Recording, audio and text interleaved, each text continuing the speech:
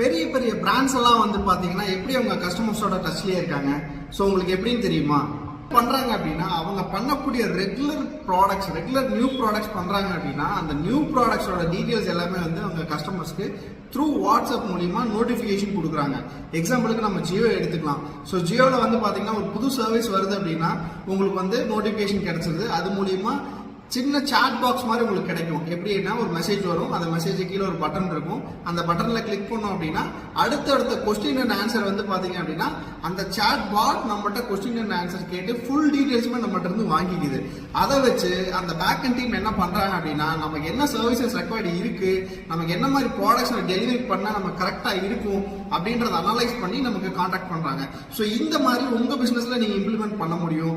மேலும் இது ரிகார்டிங்கான requirements or service உங்களுக்கு ரெக்வயர்ட் இருக்கு அப்படின்னா தாராளமா என்ன கான்டாக்ட் பண்ணுங்க. I'm Uma Shankar from FICraft. We don't sell what we have, we create what you want.